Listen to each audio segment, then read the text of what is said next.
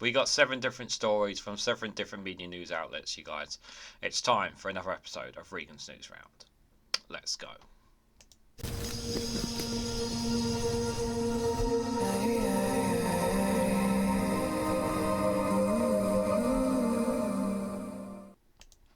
Good morning, good afternoon, good evening, wherever you are in the world. This is REGANELITE here with another episode of Regan's Newsround. And we start with The Guardian with the headline that Tata Steel has shut down Port Talbot's blast furnaces, putting 3,000 jobs at risk. The firm rejects union plans, leaving the UK on course to become the only major economy unable to make steel from scratch. We are one of the major economies we are seen as one of the major economies in the world. So for us to be on course to be not able to make steel from scratch is pretty bonkers.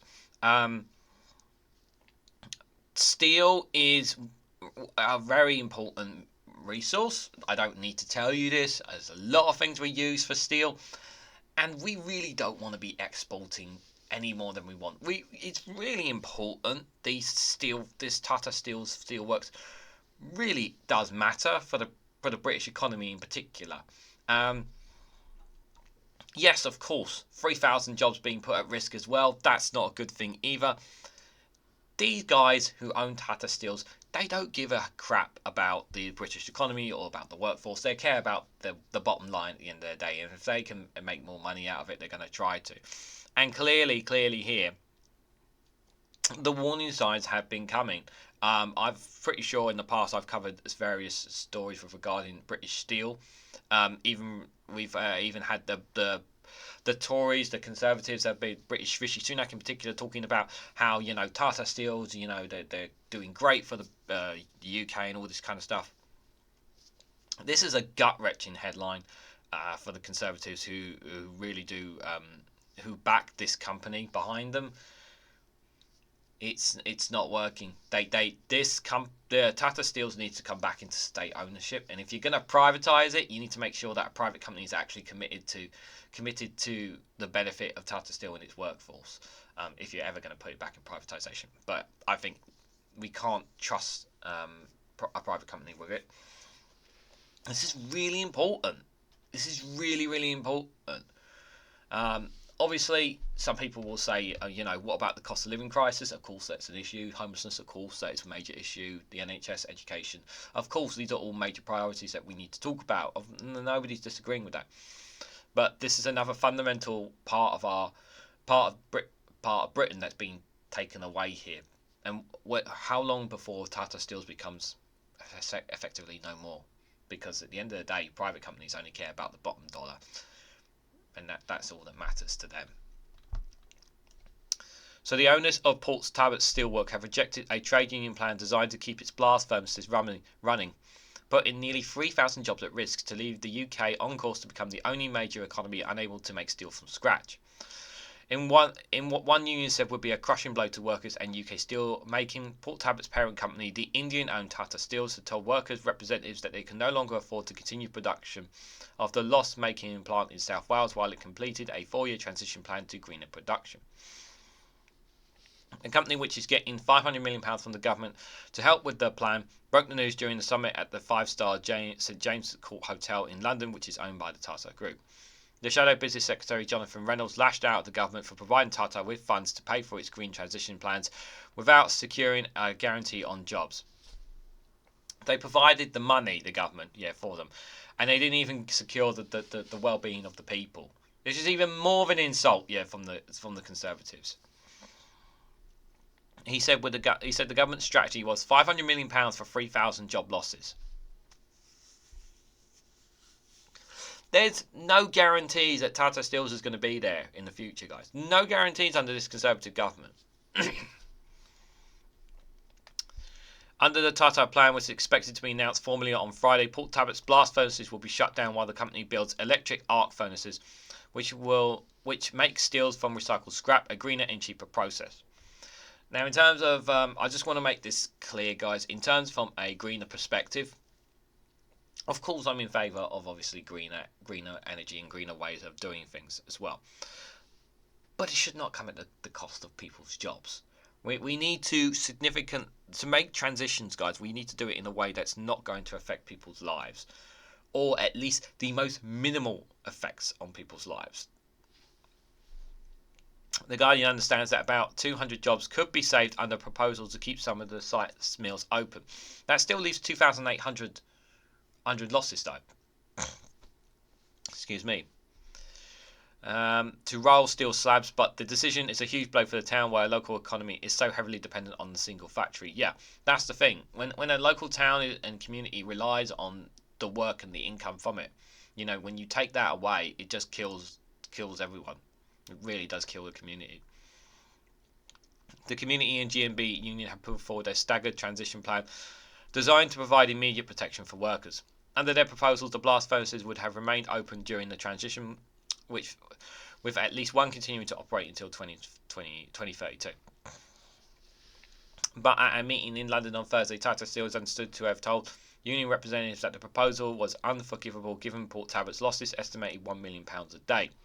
The UK's only other steel blast furnace at Scunthorpe are also slated for shutdowns during a similar, potentially lengthy transition process to electric arc furnaces. That would leave the UK as the only G20 country that cannot make steel from raw materials. Stephen Kinnock, the Labour MP, whose Alvardian constituency includes Port Talbot, called on the government to rethink their approach and adopt union proposals for a staggered transition into electric arc furnaces with jobs protected in the meantime. The plan had fallen on deaf ears during talks, according to Charlotte Brompton's Child, a GMB national officer. Yeah, the well-being and security of people were completely ignored in all of this. And what he says here makes total sense. Why not transition to it slowly? Why have to shut down all of them? I understand from the environment point of view, guys, but let's think about the people's lives here as well. Large-scale jobs losses will be a crushing blow to Port Talbot and UK's manufacturing in general, she said. Shutting down Port Talbot's two blast furnaces would mark the latest grim milestone in a decades-long decline that has seen the production fall from 25 million tonnes in 1971 to 6 million tonnes, while employment in the sector has slumped from 250,000 to just under 34,000. That's a huge change. That's so much. So many jobs have gone since then. The industry trade body UK Steel said earlier this year that the 2024 was a crossroads for the British steel industry, at which it could either enjoy a resurgence or continue its managed decline. Once up and running, the new electric arc furnaces will be capable of replicating some of the higher quality grade produced by blast furnaces, typically for use of automotive industry and industrial process such as food and drinks canning. It also makes higher grades of steel that way is more difficult, meaning the UK could also lose out on the ability to make some products, relying instead on imports. Again, that comes at a cost. Imports. We don't want to import. We want to reduce our imports. It's better for the economy that we produce it ourselves here as much as we possibly can. A government spokesperson said, "We are determined to secure a sustainable and competitive future for the UK steel sector, which is why we have committed a £500 million of government support that will transform the site and protect thousands of jobs." We've just literally saw a headline saying that 3,000 jobs are at risk, both in Port Talbot and throughout the supply chain.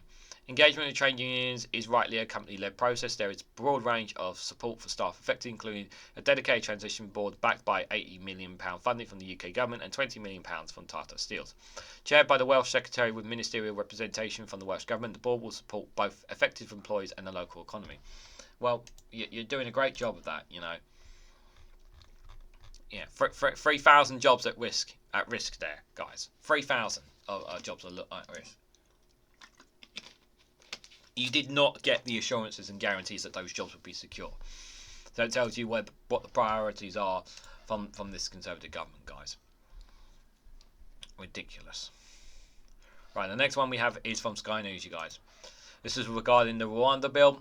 Rishi Sunak's crystal clear that he will ignore international law to ensure asylum seekers are deported. The Prime Minister also insists that the Conservatives are completely united despite facing rebellions from his own party, and sources telling Sky News no confidence letters in the leader has been submitted. So I have read that 1 or 2 letters have been submitted, apparently, but that's about it. Nothing really more. So there's nothing really going there in terms of letters of no confidence going in against the Prime Minister, so I don't think that's going to happen. In terms of this Rwanda bill, I've stated this on the live stream, guys, and I'll state it here. Even though it's going to be the process obviously still has to go through the House of Lords, I still don't see a single plane taking off sending people to Rwanda. I just don't see it happening. And the fact that it kind of needs to happen before the general election for him to show that it's going to happen, because everybody, is the chances of the Conservatives staying in power is very unlikely. Polls seem to suggest that the vast majority of the public are still fed up with the Conservatives and want them gone, and rightly so. But obviously, as we know, we can only take polls with a pinch of salt, is what I always say. But in terms of this Rwanda bill, this is just a complete waste of taxpayers' money. Many people, while they do see immigration as an issue, it is not the what's the right word? This Rwanda bill doesn't solve the issue. It doesn't stop people choosing to cross in a boat to come to the UK. It doesn't stop that. Its only use is to act as a deterrent, which is the thing is that it's not going to stop people who have already come through from war, from famine, from threats of death, loss of life, and there's all sorts of reasons why people choose to come to the UK. There's all sorts of people why people migrate from place to place. There's nothing going to stop people doing that, but there are ways you can reduce migration. We've had discussions about the reduction of migrations before. This Rwanda bill will not change a damn thing. We have wasted taxpayers' money on this, and I cannot stress this enough. And the fact that he's intending to ignore international law, why not just rip up our reputation even more, as a nation, If we can ignore international law, then that means that nobody's going to want to do trade or business with us on an international level, because we would be deemed untrustworthy, simply untrustworthy. That's why it's so important that this does not go any further here. It needs to be stopped at all costs. The reputation of Britain is being dragged through the mud by the Conservatives, and it needs to end. Rishi Sunak has insisted he will ignore international law in order to ensure asylum seekers get deported to Rwanda. The Prime Minister managed to get his controversial policy through its latest parliamentary stage last night after days of rebellion from Conservative MPs who want to see the bill toughened up. But despite two rebel sources telling Sky News political editor Beth Rigby that no confidence letters had now been submitted over his leadership, he's insisted his party was completely united in wanting to stop the boats. Mr Sunak also claimed that his plans to stop the small boats crossing in the channel was working, despite figures showing a further 385 asylum seekers arrived in the UK on Wednesday. 358 arrived in the UK on Wednesday, and he's saying that it's working.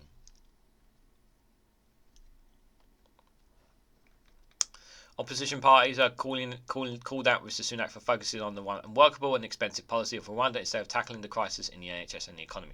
Yeah, we keep talking about immigration, and yet the main issues are the economy and the national healthcare sector. These are more of an issue than immigration, guys. Liberal Democrat leader Sir Ed Davies said the event of recent days confirms how desperately out of touch and out of ideas this Conservative government is, while the SNP's Alison Fewett said Mr Sunak's priorities were all wrong and the public are fed up. They are. They want the situation. They want to know what the government is doing about this cost of living crisis. Government's legal advice state that failing to comply with so-called Section 39 orders from the European Court, used previously to stop deportation flights taking off before additional court hearings, would be a breach of international law. Rule 39 orders are issued by the European Courts of Human Rights, the ECHR, on an exceptional basis where there is a risk of serious and irreversible harm. Asked at today's press conference whether he would be willing to ignore such rules, Mr Sunak said, "I've been crystal clear repeatedly, and I won't let a foreign court stop us from getting our flights off and getting this deterrent up and running." Now he says here foreign courts, so he hasn't specifically said he's going to break international law. He hasn't specifically said that. Now, I think it's very important to make that distinction that while the headline in the article does say he's going to break international law, he hasn't specifically said that, but he said he won't let a foreign court stop us from getting flights off.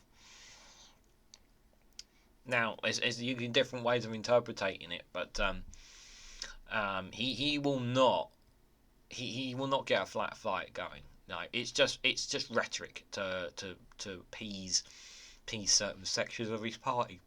That's all it is, guys. The bill specifically contains a power that makes clear that ministers are the ones that make these decisions. Parliament has supported that. The bill also makes it perfectly clear that domestic courts should respect that decision.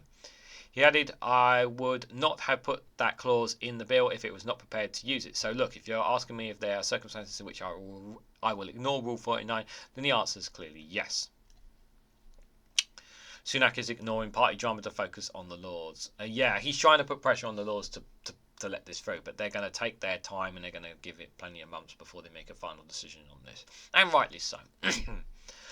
The Prime Minister began his press conference by attempting to dismiss all the drama and the debate of the past few days, the questions about his leadership, the doubts that the policy would work, with the optimistic claim that the Conservative Party has come together.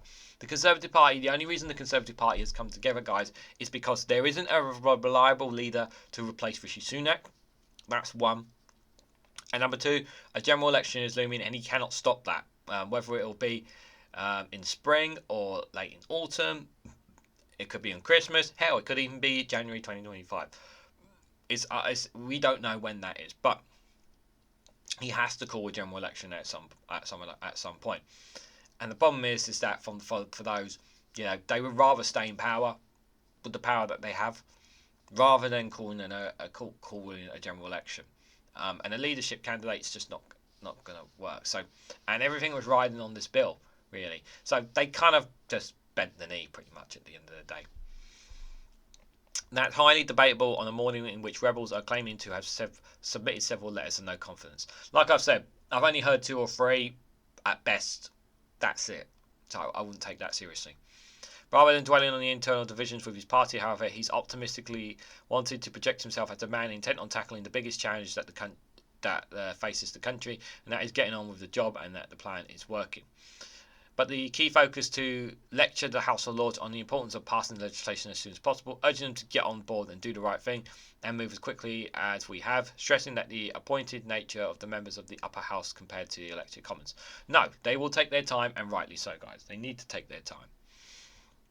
He singled out the opposition in the Lords, and while it's true that Labour's categorically opposed the plan, it's worth remembering the last time the scheme was debated there, the most stinging criticism came from the Archbishop of Lords, who were non-affiliated. While you expect a Conservative Prime Minister to focus his attacks on Labour for sniping from the sidelines of his policy, taking on the Lords more broadly is an odd strategy. Some of the language used suggested it might be tried to frustrate the will of the people, which was reminiscent of the Brexiteer conundrum of the Supreme Court's judges as enemies of the people. Yeah, the headline from that Daily Mail claiming that the judges were enemies of the people when they are simply following the law. If you don't like the law, change the law. Mr. Sunak found it hard to believe they keep the MPs on board. He certainly doesn't have the same power over the Lords, but he comes out fighting. He's got no spine. We know that. It seems he's preemptive, seeking to blame the Lords for any further delays to the plan too. Repeatedly asked by journalists whether he's sticking to his pledge to see deportation flights taken off by the spring, he was unable to repeat that previous commitment. Indeed, he wasn't even able to say planes would be able to take off before the next general election, which seems likely to be in the autumn. I don't think planes are going to take off before the general election. And here's the thing, guys, even if he gets this all through and he gets planes taking off, it's not going to make a difference. I cannot stress this enough to people, right? This is extremely inhumane to do this. Even if somehow he was able, above everything else, to get planes taking off to Rwanda, it will not make a difference in the polls. It will not stop the boats. It won't. This is a dead duck, is what this is. It's not going to happen. It really is not going to make a difference to the Conservative Party. It's not going to swing voters. It really is not. It's not going to stop the boats, which is the whole premise of this policy. And at any time, the Rwandan government can simply turn around and just scrap this whole thing. By the way, we've already given them tons and tons of money, of our taxpayer money as well. Something I'd rather use in our, like NHS. How about dealing with the homelessness? I've heard a lot of people in my comments are a bit annoyed about the homelessness crisis taking place. Wouldn't it be nice if that money that wasn't wasted on the Rwanda policy and actually was dealt with the homelessness in our country? How would you guys feel about that? Let me know in the comments. The Prime Minister insisted that at the end of last year, the first flights to Rwanda would take off in the spring.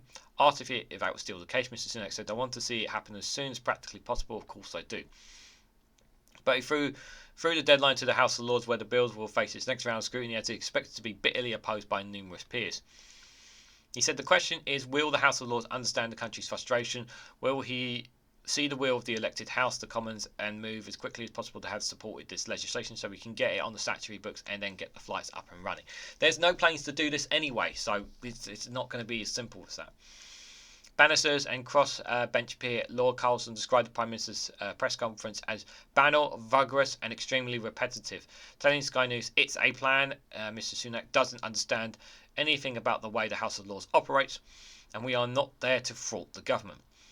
He described the government's course of action as a step towards totalisation, saying, when a government decides to push aside its senior courts, and here we're talking about something that arose in the UK Supreme Court, that is certainly a first step towards a very undesirable form of government. The Prime Minister has also said that he was proud of the progress the government had made on tackling small boat crossings and claimed that his plan was working, a bit admitting there is not one single silver bullet that will fix it. But shortly after the press conference, the latest statistics show 358 people in 8 boats have made the dangerous journey to the UK shore on Tuesday alone, bringing a total for 2024 so far to 621. See, guys, we're past the halfway point for this first month, guys, and already 621 people have come across on the boats already. The controversial Rwanda bill is designed to send asylum seekers arriving in the UK on small boats to an African nation and act as a deterrent to others from making the channel crossing. Around 60 Tory MPs defied the government by voting for the amendments to toughen up laws, including proposals to limit appeals and to stop interventions against deportation flights from international courts. But none of those changes were approved by the Commons, and when it came to the vote of the bill in its entirety, only 11 Conservatives, including former Home Secretary Suella Braverman and ex-Immigration Minister Robert Jenrick, chose to rebel. Yeah. They and a few others were the only ones who basically stood up and said no. In fact, several of the prominent figures who publicly argued the legislation needed to be tougher fell into line when the crunch vote came last night, with 2 MPs who resigned their party posts in order to back rebel amendments walked through the Yes lobby. However, Mrs. Braverman, who was fired as Home Secretary in Mrs. Sunak's last reshuffle, posted on X that the Rwanda bill would not stop the boats and its come from leave us exposed to litigation at Strasbourg Court. And it will, because they didn't make the amendments they needed to make. The amendments needed to appease those in the right. So, but they still stuck to it, as we've already discussed. She added, I engaged with the government to fix it, but no changes were made, so I could not vote for it. Yet another law destined to fail. It's going to fail. We know it's going to fail. Despite outcoming disquiet on these backbenches, Mr Sunak is not out of the woods yet, with Tory rebel sources telling Sky News political editor Beth Ridley that several MPs had submitted letters, no confidence in the Prime Minister result of the internal row. Again, we've only heard 2 or 3 of them. 2 or 3 online, maybe, have submitted letters, no confidence, nothing too more than that. Asked by Sky News what his message to those Tories who had voted down his bill in Parliament last night, Mr Sunak said the plan is working and right across the board, and you can see that progress being made, and it's our job to stick to that plan and deliver for the country. Yeah, again, we're going to be talking about the Rwanda bill again, but until it's dead and buried, which we hope it will be soon, we're never going to stop hearing the end of it, guys. It's just, a lot of rhetoric, guys, a lot of rhetoric. Let's move on from Rwanda. This is from the BBC, you guys. So the Chancellor Jeremy Hunt hints at further tax cuts. The Chancellor Jeremy Hunt has given the strongest hints that he wants to cut taxes in the spring budget. This man is a donut. Cutting taxes is not going to put food on the plate for people. How many times have I stressed that people who are in the middle and lower incomes right now need some financial support here, and this is not going to help people. I don't understand the direction that the Chancellor is going. He is so clueless. This is the same guy that was the former Health Secretary, remember? He was once the Health Secretary. He was diabolical for the National Healthcare Service. Drove them up the wall. He was so bad. And this guy he just comes across as a mouthpiece. He really, really does. Tax cuts. I mean, the thing is that if you're pretty decent, well-off and wealthy, yeah, they'll be happy for this, but this ain't going to make a difference to those who are struggling right now. It really is not. The Chancellor Jeremy Hunt has given his strongest hints that he wanted to cut taxes in the spring budget. Mr Hunt said that the country with lower taxes would have more dynamic, faster growing economics.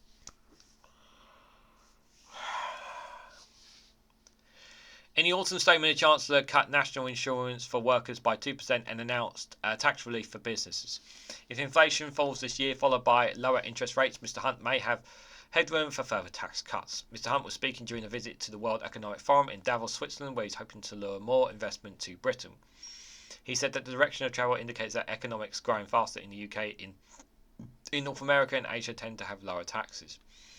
I believe fundamentally that low tax economics are more dynamic, more competitive, and generate more money for public services like the NHS. He added. You mean the same NHS? Yeah, that's getting privatised piece by piece by piece. That happened under your watch as well. Mr Hunt did not offer any further details on the scale of potential future tax cuts as the government awaits a forecast from the Office of Budget Responsibility. It is widely expected that the Chancellor will focus on income tax in budget on the 6th of March. Yeah, that will be interesting what the budget is going to indicate there. We know it's going to be a budget that's going to be designed to try and woo voters to vote Conservative at the next general election, so be prepared for that. Currently, the overall tax burden is on course to rise to its highest level for decades as households are pushed into higher income tax brackets as a result of the tax threshold remaining the same level for more than 2 years. Usually, tax thresholds rise in line with inflation, a rate at which prices increase, but they will be kept the same since 2021 and remain frozen until 2028. Tax cuts hinge on inflation. While it is hoped that inflation will fall as the year goes on, it unexpectedly ticked up to 4% in December from 3.9% in November. Now that it's very important to stress that while it's not the full reason, it is important to stress that what's been happening with regards to the incident in the Red Sea with the Houdini weapons cutting off international trade supplies from Asia, coming from Asia into Europe, that has taken that needs to be taken into account with inflation. I'm not saying that's directly the reason, but those incidences have had an impact on the inflation number, and it's important to remember that, guys. Because without that access to the Suez Canal by the cords on the Red Sea, it means that shipping going internationally from Asia, India, Japan, from that side of the world to come to us, it means if they can't get through that canal, they have to go all the way around Africa, which costs more and takes longer. So that will have, in my opinion, play an impact. I'm not saying it's the full reason, but you have to take that into account, guys. The Chancellor said he was confident that inflation will continue to fall and that prices were heading in the right direction. He told reporters on Thursday, "I think it's coming down. I think it will continue to fall." Lower inflation could help pave the way for faster interest rate cuts by the Bank of England, as well as reducing the government's huge debt interest rate. In a bid to curb inflation, the Bank of England held its interest rates at 5.25% in the last 3 meetings, but is expected to cut it later this year. Lower debt interest payments alone could strengthen the Chancellor's hand in cutting taxes to the tune of 15 billion. Almost 15 billion. However, the UK still remains at risk of recession as official growth figures showed the UK shrank between July and September, a recession usually defined as when GDP falls for a 2-3 month period or quarters in a row. While Mr Hunt insisted it was still too early to know the extent of which we'll be able to cut taxes, he said the rapid fall in inflation was a sign that Britain's economic prospects are improving. We are a long way off from prospects improving. There's no question that inflation has come down, but that's not in particular due to the government. There's lots of other factors to it. Don't take what Jeremy Hunt says too seriously, guys. Like I said, the main thing about the tax cuts, obviously,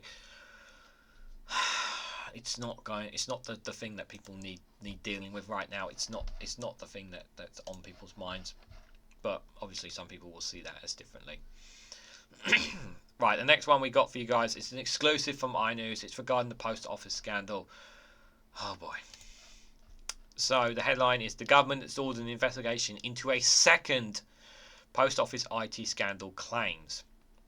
The former sub-postmaster claims captured a piece of accounting software used in the 1990s was also flawed and led to wrongful convictions. Another potential post office IT scandal here, claim here from iNews.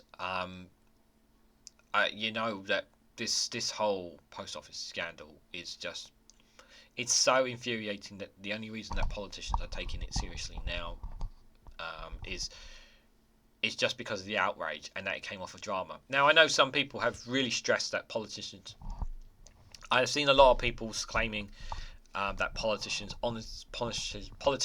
in all factors didn't know. But I'm just thinking to myself, well, the stories were there. The stories were there, and nobody really took it too seriously from the MPs. I didn't see really MPs screaming and shouting enough about this. So to say that they were in the dark about it all, I don't buy that. I really don't buy this. That you know that politicians didn't know. Politicians knew, and those who did know should have been shouting a hell of a lot louder when it was happening, and it was all and throughout that whole period. It should never have happened, and we know it should never have happened. Grenfell should have never have happened. Hillsborough should never have happened. But they did. Some people have lost their lives. I want to remind some people that some people actually gave up their own lives because of what happened with this as well. At no fault of their own. People's lives destroyed, homes, reputations. Yeah. No, it's just a horrible, horrible story, guys. So the government has ordered the Post Office to investigate claims that a second IT system was faulty and may have led to wrongful convictions of sub-postmasters, the eye can reveal. It reveals a number of former sub-postmasters believe that captured a piece of accounting software rolling out in post office branches in the 1990s was prone to errors and caused financial shortfalls in the same way the faulty Horizon system. Steve Marston, a 67-year-old former postmaster in Heath Bridge, Great Manchester, claims capture led to him being convicted of theft and false accounting offences in 1998 before Horizon scandal began. Now, we want to stress something here. I want to be very, very careful here, right? Now, we don't know that for certain, and I'm not going to say that what we're about to read is 100% true as well, but it should also be something that should be taken very seriously and looked into thoroughly.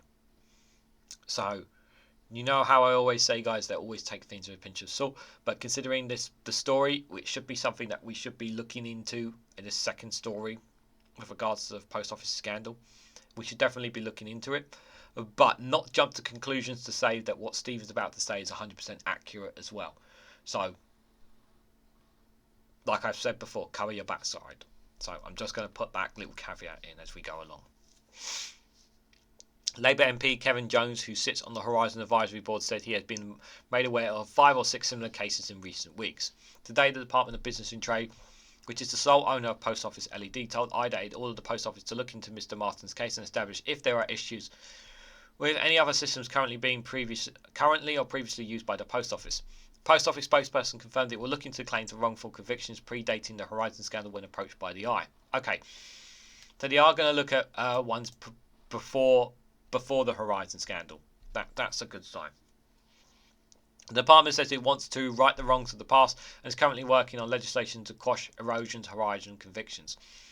Between 1999 and 2015, the Post Office prosecuted around 700 sub-postmasters after pursuing losses wrongly recorded by Horizon, but only 93 convictions have been overturned to date. The Criminal Cases Review Commission, the CCRC, the only body which is able to send cases to the Court of Appeal, referred to the first 39 Horizon cases in 2020 that were squashed in April 2021. The government is currently working on new legislation to speed up the process, which Prime Minister Rishi Sunak promised Horizon victims will have their names cleared by the end of the year. Conservative Lord and former MP James Abraham, who was campaigning on behalf of the Horizon victims, told the Eye believes the appeals of sub-postmasters who may have been wrongly convicted under captions should be fast-tracked through the courts, as it is unlikely to be dealt with under Horizon scheme. The problem is, guys, we don't have enough courts. We're really lacking in courts and judges. He said, I don't know if it would be a question of starting from scratch, but I think it's unlikely it would be possible to encompass earlier cases on different computer systems with the legislation the government is drafting right now. It is more likely that the CCRC and the Court of Appeal would bend over backwards to be sympathetic to cases going forward because they wouldn't have the example of the failures of the court system in the Horizon scandal. The government has said that the bill for compensating post office victims could reach as much as $1 billion.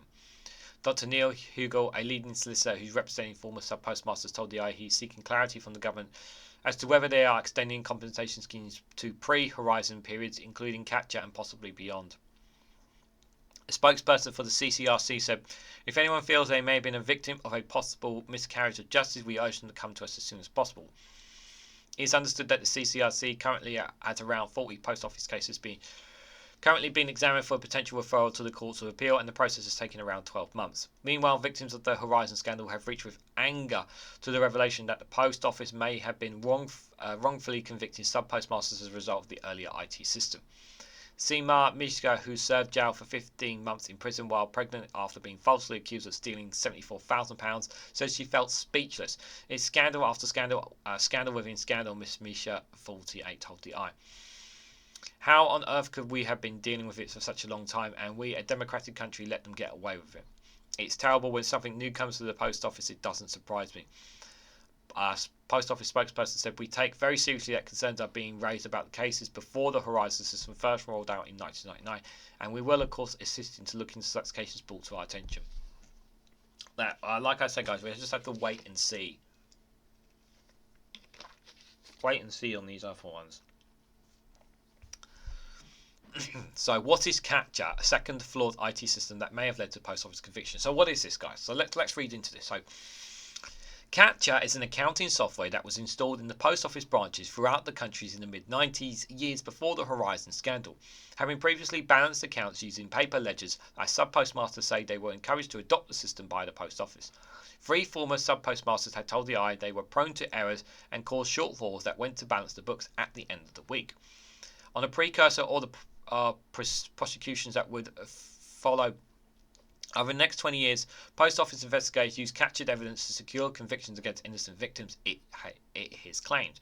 Steve Marston, 67, was convicted of theft and a false accounting after losses of £79,000 were detected in his branch in Heat Breach, Greater Manchester. Meanwhile, Labour MP Kevin Jones, who was campaigning for victims of the Horizon scandal, has said he has been in touch with around 5 or 6 potential victims of CAPTCHA. Okay. I understand that the government is aware of other IT systems could have been involved in wrongful Post Office convictions.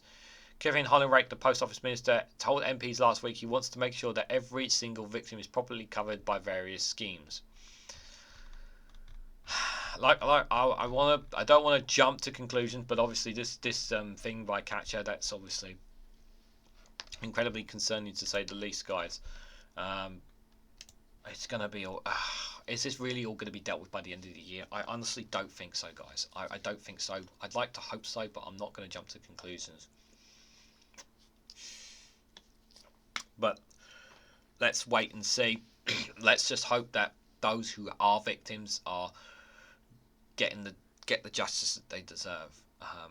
I don't think compensation is there needs to be some kind of criminal. You would like to think that there will be some kind of criminal charges with this, guys, but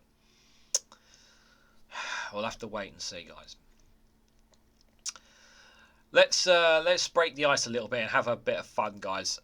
We need to break the ice a little bit here. We've got some really broken news here, guys. I hope you guys enjoy this one.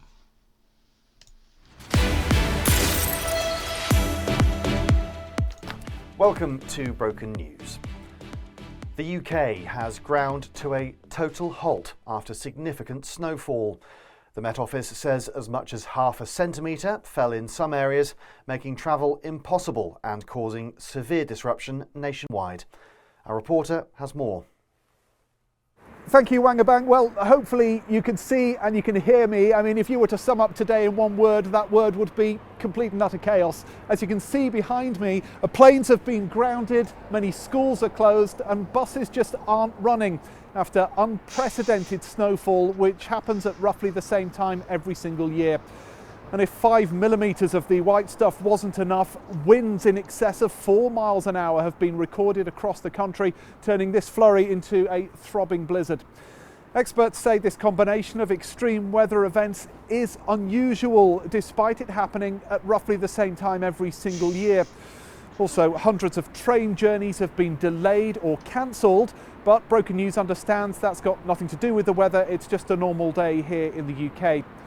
Some have suggested that Great Britain should be better prepared for the weather, but transport authorities have responded by saying that it's impossible to know when and where snow will fall, despite forecasters telling them, and despite it happening at roughly the same time every single year.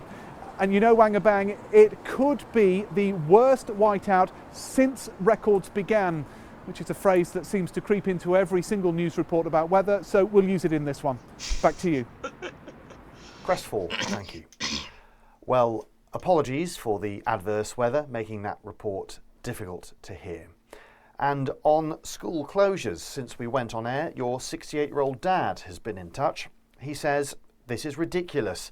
When I was a kid, we always managed to get into school, even if there were snowdrifts the size of a small cliff. Then, when we arrived, the headmaster would beat us with big sticks with nails in. Those were the days. We used to get up at 4 a.m. and there'd be frost on the inside of windows. Single glazed they were, none of this central heating rubbish either. Plus, they used to feed us asbestos at lunch. They'd sprinkle it on the jelly and ice cream and it didn't do us any harm. I've got 3 houses. I didn't see a black person until I was 32. What even is a pronoun? Kids today don't know they're born. Puffs. I bet you can't even say that anymore." How helpful. Thanks, Kevin. What a lovely story. That's all from Broken News. Stay safe out there.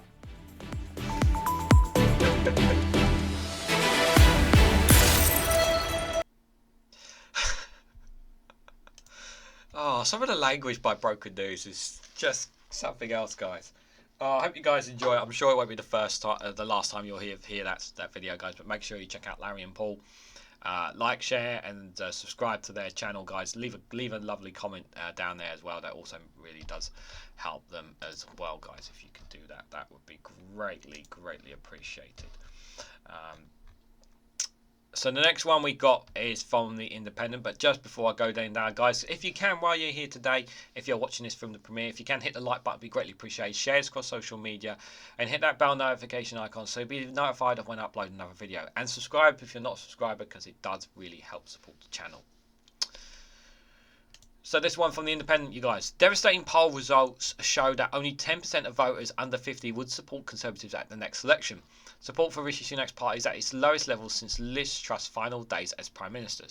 So, like I always put with these caveats, guys, because I have to put these caveats into for people before they jump to conclusions. Take polls with a pinch of salt. Just because this poll is saying something doesn't necessarily mean this is what the overall picture is, but this gives a small picture into what potentially some people are thinking right now. But like I say, people's votes and minds change later on. So I always say, take it with a pinch of salt. So 10% of voters under 50. I mean, we know that more older senior voters are more likely to vote Conservative because they still are traditional Conservative voters. But some of them have changed their tune simply because of the way the Conservative Party has changed so much since it was in 2010. It's gone very radical. It's definitely not the same party as it used to be. That is for sure, guys. But obviously, many younger age voters clearly have disdain for the Conservatives because of the way they've handled things over the last 14 years. Excuse me. So there's that as well. So they're, like I say, with polls, make what you will of them, shall we say. So only 10% of voters under the age of 50 intend to vote Conservative in the next general election, according to a poll. In the YouGov survey of more than 2,000 adults, only 20% have said they would vote for Rishi Sunak's party, while fewer than half, that's 49%, of those who backed the Tories in 2019 intend to support them again. The poll lays bare just how unpopular the party is with young people, with just 4%. Excuse me.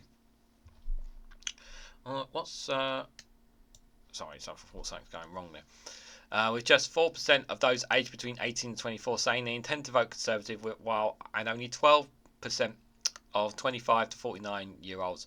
Also shows that support for the Conservatives is at its lowest level since Liz Truss's final days as Prime Minister.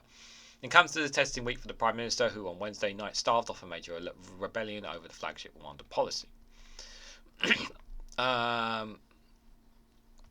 We don't need to... Yet the Rwanda bill passed its first reading. We know about that. Only 11 Conservatives. Yep, we know about that. Excuse me. I think I've got the hiccups now. Mr Sunak is also facing criticism earlier this week when the Daily Telegraph published a YouGov survey commissioned by several Tory donors led by former Minister David Frost, which shows that the Conservatives were on track for a 1997-style electoral wipeout, in which they could retain as few as 169 seats.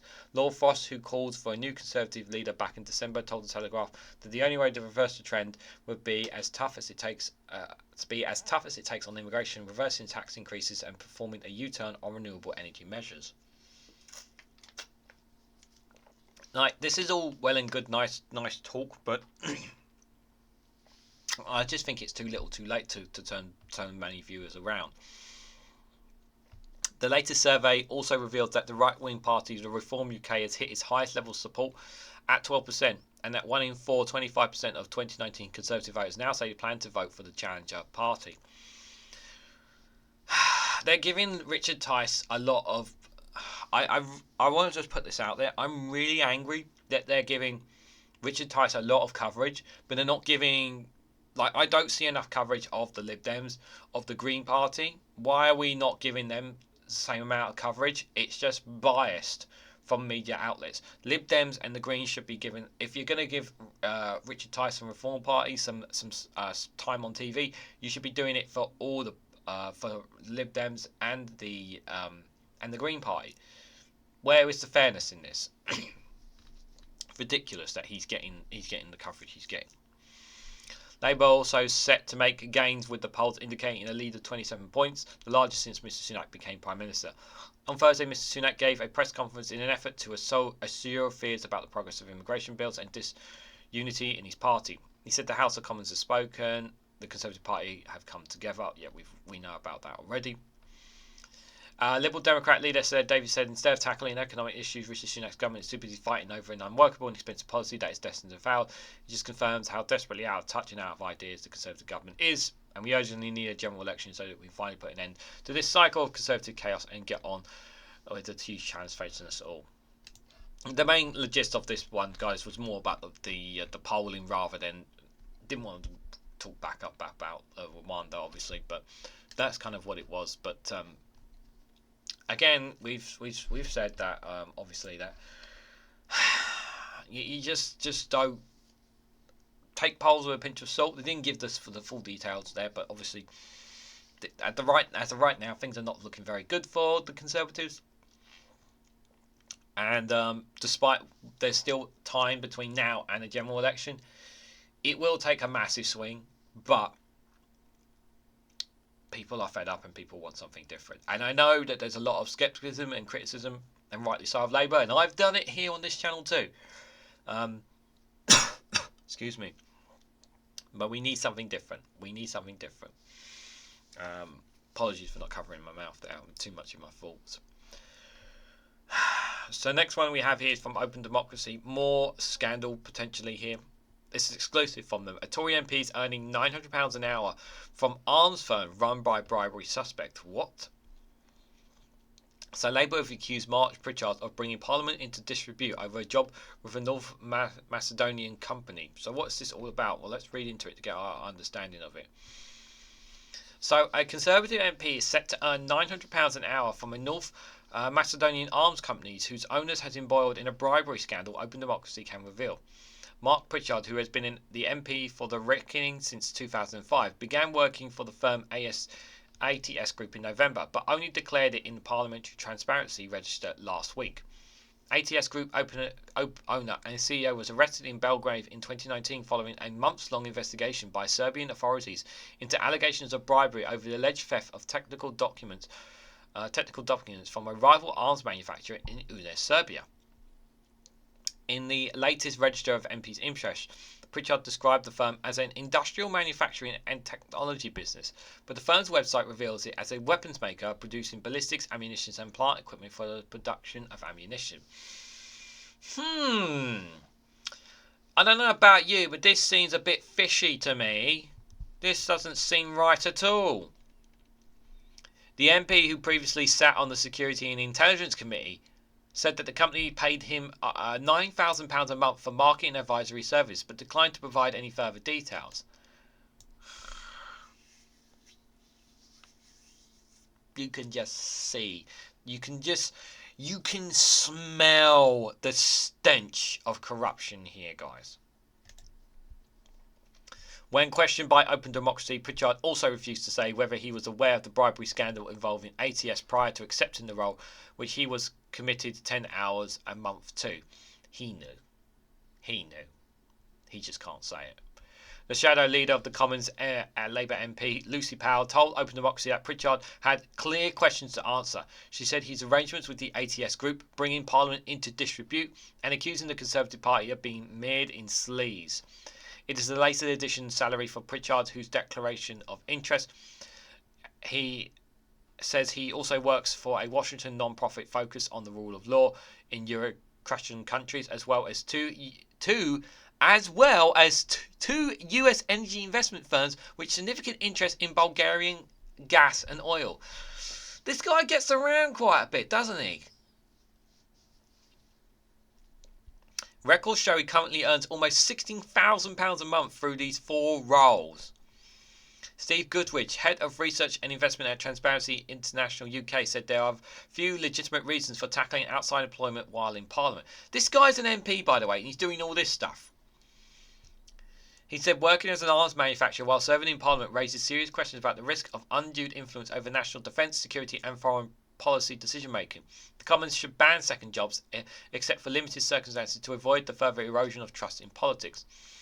Pritchard is an influential figure with extensive network of contacts across Europe. Due to his long-term involvement in a number of intergovernmental organisations which bring together lawmakers from across Europe and the world to collaborate on a range of issues including energy and defence. The MP currently heads up the UK delegation of the Organisation for Security and Cooperation in Europe, the OSCE Parliamentary Assembly, and was the organisation's special representative to the South East Europe between 2018 and 2020. The OSCE makes up for member states of Europe, the Americas and Asia. Campaigners against the arms trade have said MPs working for a weapons manufacturer shows everything that's wrong with our current parliamentary system. Emily Apple, media coordinator at the Campaign Against Arms Trade, the CAAT, said an elected representative should not be paid a highly paid representative of this arms dealer. This position is about whether a marketing skill Pritchard may have, but use connections and influence to come within his position as an MP in trade of death and destruction. Yeah, this is the thing. Like, having those links is just... it's really, really bad. Today, Pritchard told Open Democracy that his personal company, MAP Advisory Limited, no longer provides services to the 2 US-based energy firms, and he said he would update the parliamentary register accordingly. He added over 210 MPs received declared incomes from non-parliamentary work. It is both permitted and fully regulated. Yeah, I don't know about you guys, but this just doesn't feel right. Just does not sit at all with me. So what is this a bit more? So high profile. According to the press report in Serbia, ATS group owner and CEO Shalship Dimirovski was arrested at a Hilton hotel in Belgrade, Serbia in November 2019 on suspicion of bribery. Police said he was caught paying a former factory worker for arms manufacturing privy partisan for presidential plans and technical documents relating to the production of a 12.7mm caliber weapon and ammunition. Dimirovski, a former employee, and 2 current employees of the factory also alleged to be involved in the plot were arrested. The case took on a high profile in Serbia as the information allegedly stolen by Dimirovski, a Northern Macedonian citizen, related to the production of ammunition from the Serbian armed forces. Dimirovski reportedly met with former engineers at the Belgrade Hotel, Koskine the Great, where police said he handed over €30,000. Reports from law enforcement claimed Dimirovski had promised to hand over an additional €30,000 upon receipt of the documents at their next meeting at the Belgrade Hotel, where the pair were arrested. It was reported following months that Dimirovski had been released from custody, having paid bills of €200,000. He was placed under house arrest in Serbia and his passport was confiscated. He was also ordered to report to Belgrade police station twice a month. Speaking at that time, the Vice President of Serbia's opposition Freedom and Justice Party criticised the government for accepting €200,000. The bail conditions were extended to December 2020, but Dimirovski was released the following month after he paid a fine reportedly worth €250,000, according to Serbian newspaper Novosti. In November last year, the same newspaper raised questions about the decision to dismiss charges following the payment. ATS is a multinational organised headquartered in Macedonia that develops a range of military equipment and manufacturing technology for some of the most elite military and law enforcement professionals in the world, as well as for citizens, according to its website. According to press reports, most of the ATS exports goes to Turkey, but the firm has exhibited a top international arms fair, has met with officials from Azerbaijani, Qatari governments in recent years. The firm has a US arm headed in St. Louis. Open Democracy has contacted ATS Group for comment, to which there would be reply, no answer. But yeah, there's a link there for Conservative MP from Mark Pritchard has links to it apparently there. But obviously he will say, I had nothing to do with it, I did nothing wrong. But, you know, we know better, guys, we know better. Guys, while you're here, before I hit the last article, if you can, hit the like button, be greatly appreciated. Share across social media, hit that bell notification on to be notified of when I upload another video. And by the way, you can also financially support me as well by becoming a YouTube member for just 99p. That really does help make the difference. Or you can join me on Patreon for exclusive content there. The links will all be in the descriptions if you guys want to check them out as well. The last one here from Byline Times, guys. This is about street drugs. So street drugs are that pose the greatest threat in 2024. The important war on drugs policy pursued by the government won't work without additional traditional shift, argues Ian Hamilton. So this is an argument piece rather than anything. So we have talked a little bit about the war on drugs, but you know, there are many ways, different ways of tackling drugs in different countries, different cultures, and whatnot. I do generally believe that if you do make it a lot of drugs legal, you know, if it's done through safe routes, it's a lot more safe, it's a lot more better, and I think it's the well-being beneficial of it. I think the majority of drugs should be made legal, and they should be kept behind pharmacy, and if they need them, they prescribe to them, they get it from their GPs, the normal way of doing it. You know, having this all on the black market, and this, you know, police having to spend time and money to crack down on all this kind of stuff. You can eliminate this. This can be eliminated. But obviously they you know, the governments, both Labour and Conservatives, feel that, you know, drugs are bad, and people should be prosecuted for being addicted to them. And I don't agree with that. I think people who are addicted to drugs should be given the best rehabilitation that they can possibly get. People need to be. You have to remember that some people have some really hard times out there, and they turn to drugs because they need them. It's not always about money. Sometimes it's about just something that will keep you going from day to day for some people out there. It's important to remember that.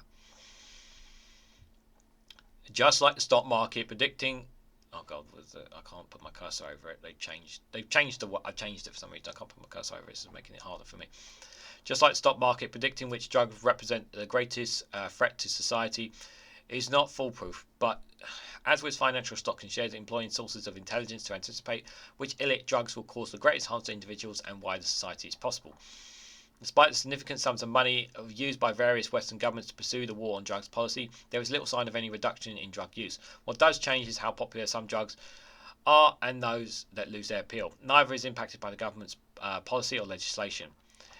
Kimmerai, a drug traditionally used as anti-Semitic, is attracting scientific attention as a potential treatment for depression. This legitimately may have contributed to the rise in its popularity as a recreational drug. The entrepreneur Elon Musk has recently endorsed Kimmerai as a drug which enhances his professional and personal life. Kimmerai induces a feeling of happiness, relaxation, and detachment. Health economics suggests that the price and availability for the drivers of drug use. If the price is significantly low and supply is good, then the drug is expected. Kimmerai meets both such rules. Having become more affordable and easier to purchase, police seizures of the drug increased tenfold between 2021 and 2022, from 187 kilos to over 1,800 kilos. An estimated 3.8% of those aged between 16 to 24 reports of Kimmerai, a figure that has been rising over the last decade. All this suggests its popularity will grow further in 2024.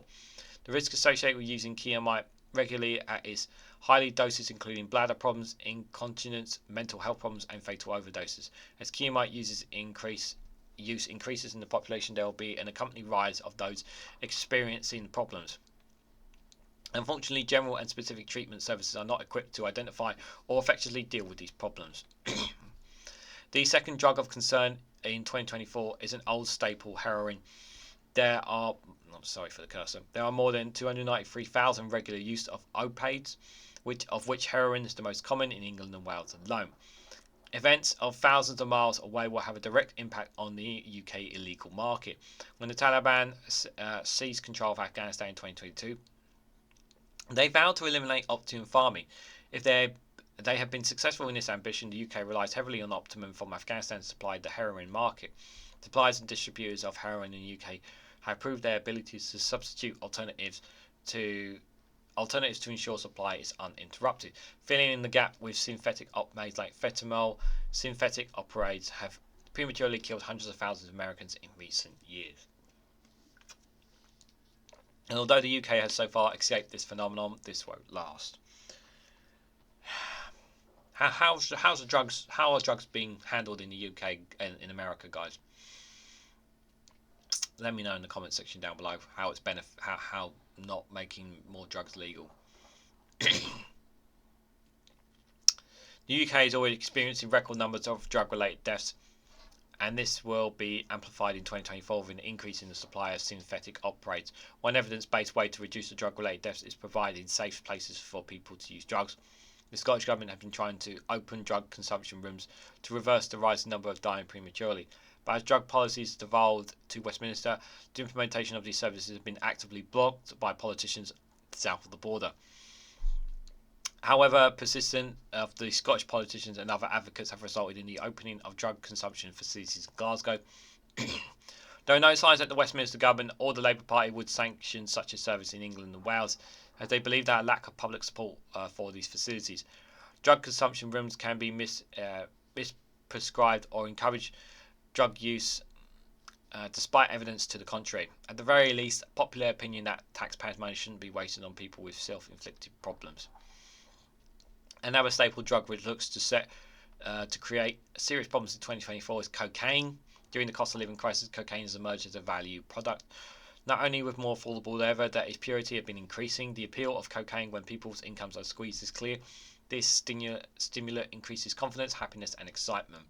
This is no longer a drug of the affluent that is used across all psycho-democratic groups in the population. Little surprise that hospitalizations and faculties have risen dramatically at the same time. See, this is the thing. This is also contributing to the effects of the NHS as well, the drugs.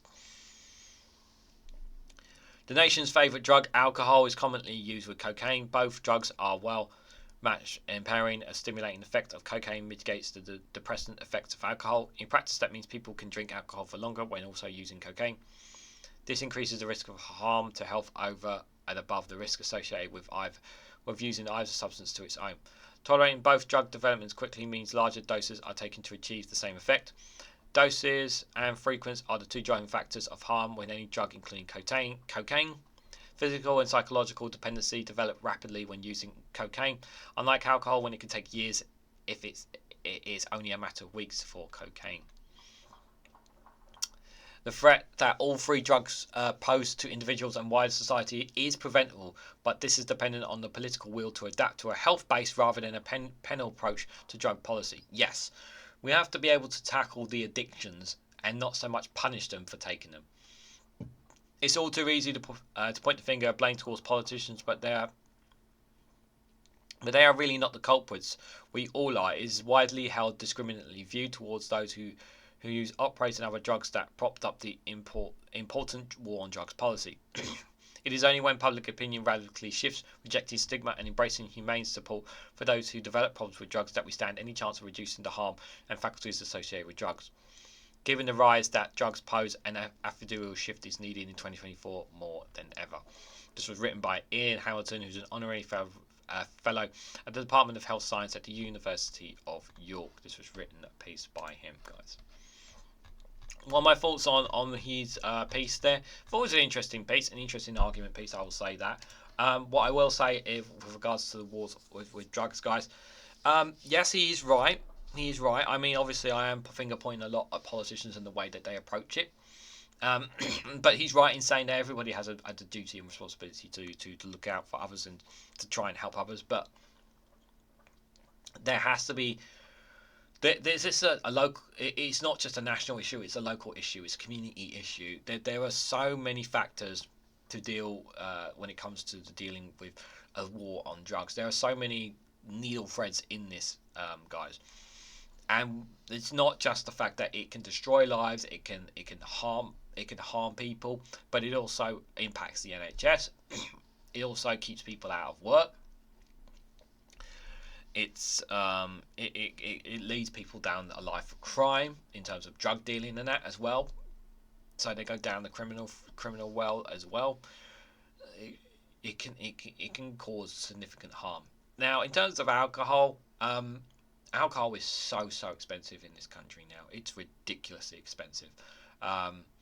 For me, I've not really had a discussion with you guys and done a video about alcohol, and I should do one at some point, but I want to put this out there for you guys before I wrap this up.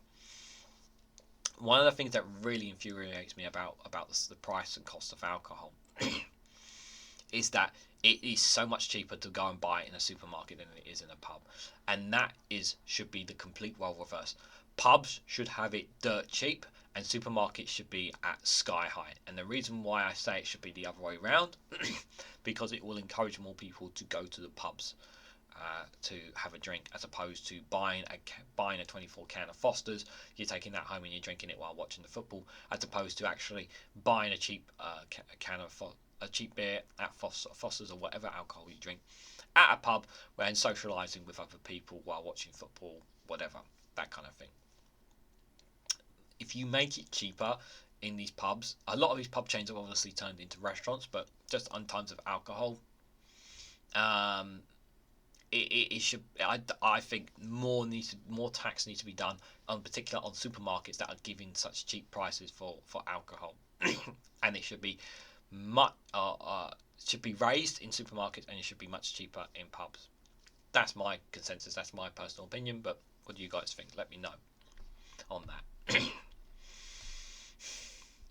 On that, guys, we've reached the end of Regan's Newsround. What did you guys make of some of the stories that we covered today? There was a lot there. We had the Rwanda bill, Tata Steel's, the war on drugs scandal.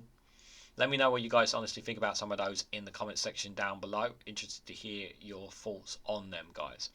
Thanks so much for watching. If you can, just before you go, hit the like button. We'd greatly appreciate. Share this across social media and hit that bell notification icon so you'll be notified when I upload another video.